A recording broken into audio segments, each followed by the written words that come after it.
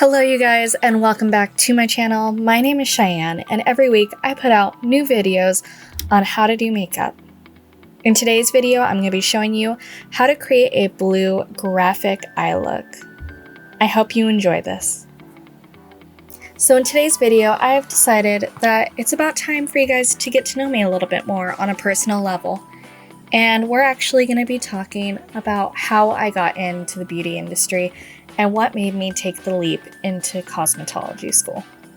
So in 2014, I decided I wanted to go back to school. I was tired of living paycheck to paycheck and not really having any direction in my life. And I was stuck between two different colleges. I was stuck between cosmetology school and culinary arts. I know those are two totally different things, but they both thrive on creativity, and that's really what I wanted.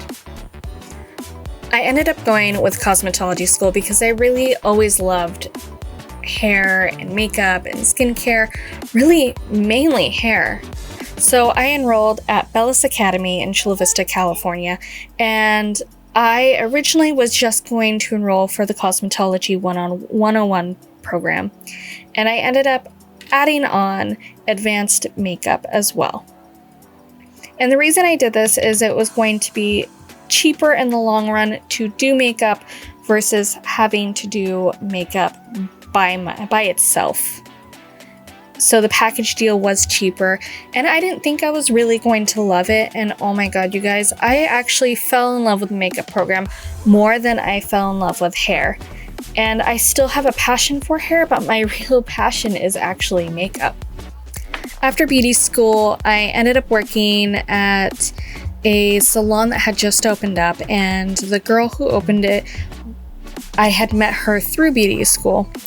And I stayed there, I think, for about 4 or 5 months and realized that that wasn't really the situation that I wanted to be in. Not that it was a bad situation, it just wasn't a fit for me. And that's the thing you have to think about when working as a hairstylist. You have to find a salon that fits you, your personality, and your style. So I ended up leaving the salon and I went to work at a Sephora inside JCPenney, and I absolutely loved working there. It was fun, it was fast-paced.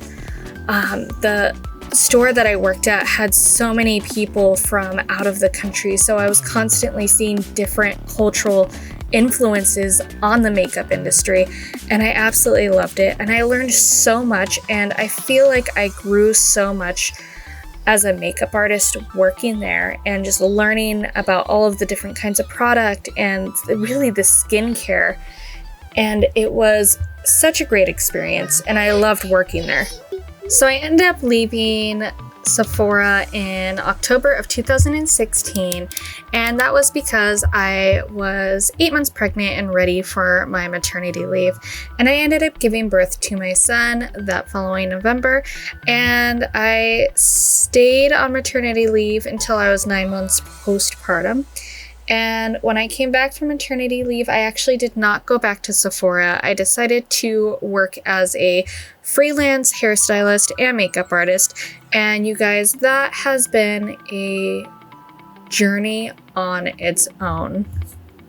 There has been a lot of times that I felt like giving up and not continuing on and pursuing it, and I've honestly always fell back onto makeup and hair, and I've really tried to push myself to just build clientele, and that is your main focus as a freelance makeup artist and hairstylist, is building your clientele. And it takes a good 3 to 5 years to build a strong clientele basis and a social media presence.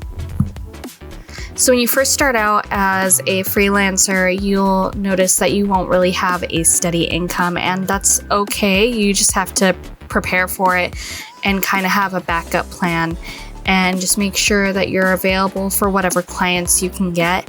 And in the beginning, you can't be choosy with your clients. You take whatever clients you can get and you try your hardest to make them happy. And once you build up that clientele and that trust with your current clients, you'll be able to pick and choose what clients you want to have as your dream clients.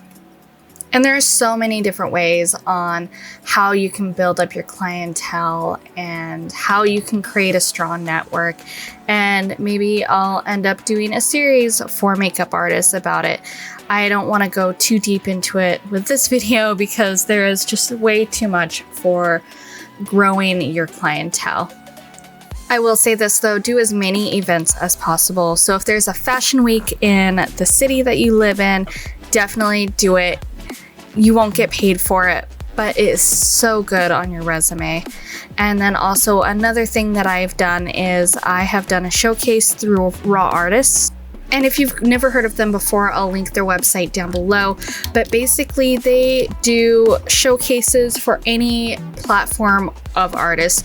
So you can be a makeup artist, hairstylist, photographer, musician, fashion designer, a painter, a drawer. It doesn't matter what kind of art you do. They will showcase your artwork and get your name out there. And my showcase was actually at the House of Blues, and it was such an amazing night. There was over 60 other artists there, and everyone had their own booth, and I ended up doing live special effects makeup, and it was really awesome to interact with the crowd and then also see my models up on stage with all of the makeup that I did on it, and it was just such a fun event.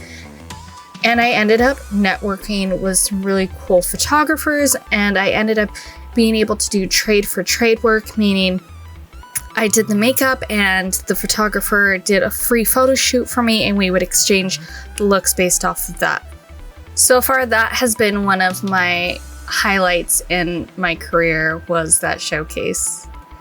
And I know it's a little hard right now because of the quarantine and how COVID has really affected makeup artists and hairstylists. Right now, we can get in serious trouble for working with clients indoors, and the state of California thinks it's safer for us to have our clients in a dirty parking lot to do their hair and makeup. And I don't feel like 1,600 hours of schooling, 80% of that being all in sanitation, I would believe a salon would be a safer bet. All right, you guys. Well, I hope you like this video, and if you do, please subscribe and leave a comment, and I will see you guys in the next video.